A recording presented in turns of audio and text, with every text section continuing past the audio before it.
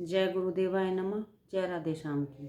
आज हम आपको सुख सागर से पंचम स्कंद का पहला अध्याय सुनाएंगे। महाराज प्रियव्रत और उनके वंशधर।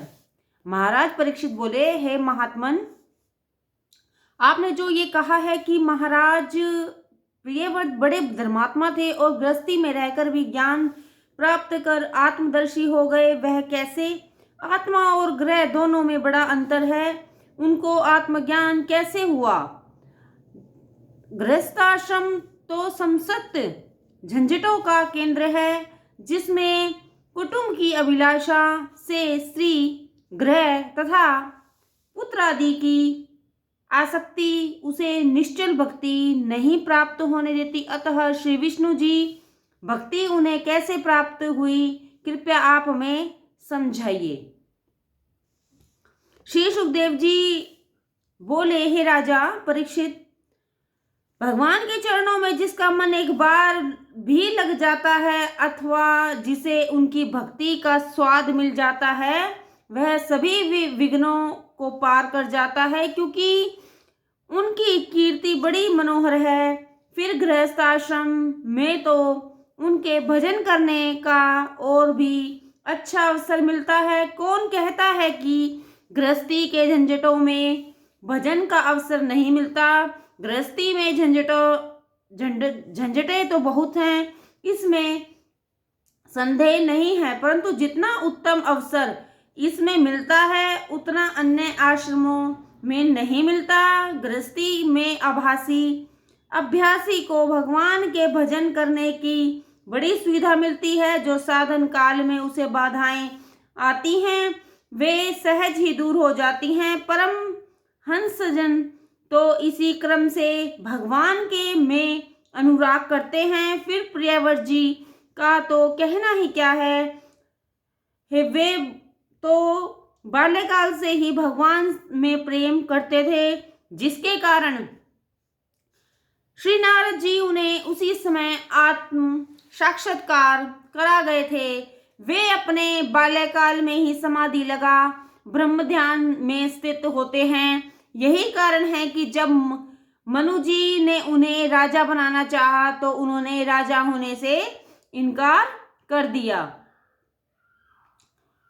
क्योंकि उस समय तक उन्होंने पूर्णतया चित्त का वशीकरण कर लिया था और उनकी इंद्रियां सर्वथा ही सब कर्मों से विरत हो शांत हो चुकी थी।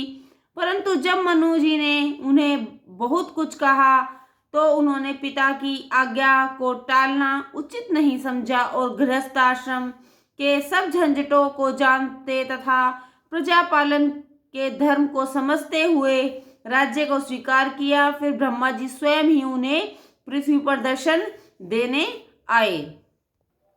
जब महाराज प्रियव्रत गंधमादन पर्वत पर तपस्या कर रहे थे तो वहां देव ऋषि नारद, उनके पिता राजर्षि मनु और कितने ही सिद्धों, चारणों तथा मुनियों के समूह में उन्होंने भगवद समाधि कितनी ही कथाएं और ज्ञान ध्यान अर्जन किया था। उन्हें शोक, मोह, भय, सुख और दुख की कोई चिंता न थी। ईश्वर की आज्ञा को ही वह सर्वोपरि समझते थे और यही सब कारण था कि ग्रह तथा वन उनके लिए सभी एक समान थे।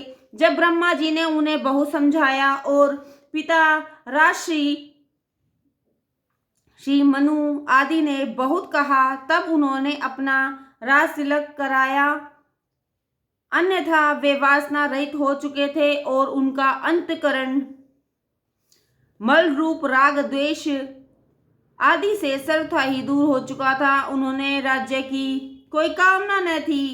पश्चात उन्होंने प्रजापति विश्वकर्मा की कन्या बहिष्मृति से अपना विवाह किया और उससे उन्होंने अपने ही शील रूप, गुण, कर्म और बल के समान सुंदर दक्ष पुत्र उत्पन्न किए। पुत्रों के अतिरिक्त उन्हें एक कन्या भी प्राप्त हुई जिसका नाम उर्ज सरस्वती था। पुत्रों का नाम अग्निदीर्घ, इदमजिर, यज्ञबाहु, महावीर, हिरण्यवृता, धृतपुष्ट, स्वन, मेतिथि, वित्रिहोत्र, कवि तथा ये सभी पुत्र अग्नि के समान बड़े तेजस्वी थे। इसमें कवि, महावीर और सवन तो बाल्यकाल से ही परमहंस वृत्ति धारण कर लिए थे, जिन्हें भगवान वासुदेव के चरणों के अतिरिक्त और कुछ सेवन न करना था, जिससे वे ये स्वतः ही महर्षि हुए। पश्चात महाराज प्रियव्रत ने अपनी दूसरी रानी से उत्तम, तामस और वेद नाम की तीन पुत्र और उत्पन्न किए, तो 3 मनमंत्रों के स्वामी हुए। महाराज प्रियव्रत ने 11 अवुध राज्य किए। उनकी भुजाओं में बड़ा बल था और उनके धनु टंकोर से सदैव शत्रुओं के हृदय कंपित हो रहते थे। रानी बहिष्मती स्वगुण संपन्न थी, जिससे महाराज प्रियव्रत सर्वदा ही आनंदित रहते। उनकी चातुर्यता देख राजा मुग्ध हो जाते थे। जब वह कभी हास्यपूर्वक महाराज प्रियव्रत की ओर देखती तो वे अपनी रानी अपनी सारी वीरता को भूल जाते, और यही कारण था जिससे उनका विवेक कुछ दबा रहता था।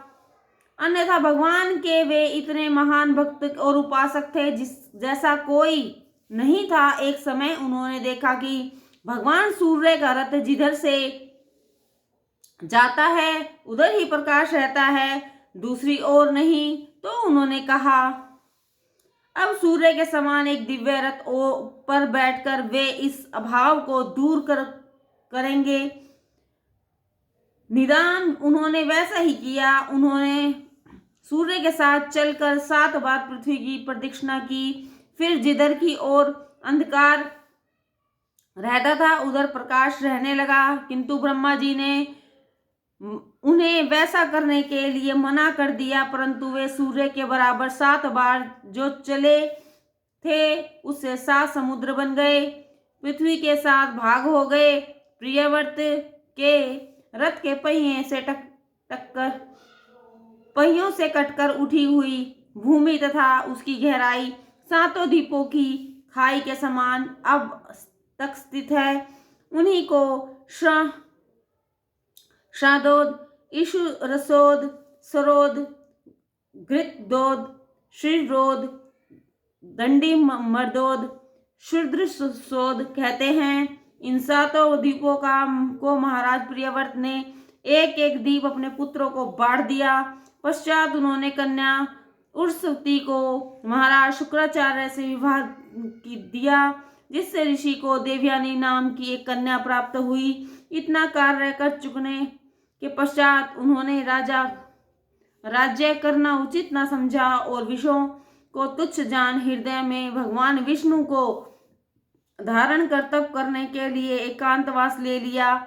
फिर तो पूर्व में जैसा नारद जी ने बतलाया था उसी विधि में चलकर उन्होंने उस स्थान को प्राप्त कर लिया जिसे बड़े बड़े योगी भी नहीं पा सकते। हे परीक्षित महाराज, प्रियव्रत ने गृहस्थ आश्रम में रहकर जो पुनीत आचरण किया है वैसा कोई नहीं कर सकता। उन्होंने अपने पराक्रम और कठोर योग द्वारा सब ऐश्वर्यों और सिद्धियों को पाकर भी उन्हें नरक के समान जान उनका त्याग कर दिया।